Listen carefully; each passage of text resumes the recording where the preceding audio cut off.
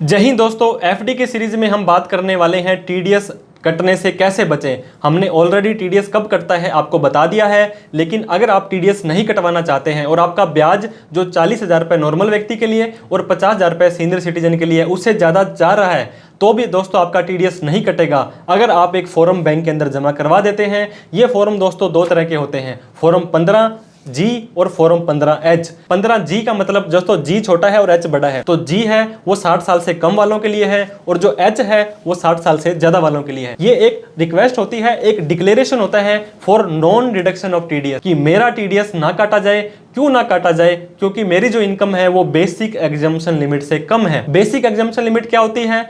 Old tax रजाई में 2.5 लाख रुपए, न्यू टैक्स रजाई में 3 लाख रुपए होती है। दोस्तों अगर आपकी इनकम इनसे कम है तो आप बैंक के अंदर एक फॉर्म भर के दे सकते हैं। ये फॉर्म आजकल इंटरनेट बैंकिंग से ऑनलाइन भी भर सकते हैं। इसका मतलब क्या हुआ कि अगर आपका 1 लाख रुपए भी ब्याज आता है और बाकी इनकम आपकी 3 लाख रुपए से कम है, तो क्योंकि आपको आईटीआर ही नहीं भरनी है तो उसको क्यों टीडीएस कटवाना है, क्यों उसको रिफंड लेना है, तो आपका टीडीएस नहीं काटा जाएगा। दूसरा तरीका दोस्तों अगर आप टीडीएस कटने से बचना चाहते हैं तो ये है कि आपको अलग अलग बैंकों में एफडी करवानी पड़ेगी। दोस्तों आपको पता होगा 40,000 रुपए एक बैंक टीडीएस काटेगा। अगर आपका एक पीएनबी बैंक में 40,000 रुपए की एफडी का ब्याज लेते हो, मान लीजिए 35,000 का, और एचडीएफसी बैंक में 35,000 का लेते हो, तो ओवरऑल तो आपका 70,000 रुपए ब्याज आ गया। लेकिन ना तो बैंक एसबीआई काटेगा ना बैंक आपका एचडीएफसी काटेगा, क्योंकि उन दोनों की लिमिट 40,000 से क्रॉस नहीं हुई है। तो इस तरह से आप एफडी के अमाउंट को इतना रखें कि आपका ब्याज 40,000 से ज्यादा ना आए। फॉर एग्जाम्पल अगर आपने 5 लाख रुपए की एफडी कराई है और 7% का ब्याज मिलता है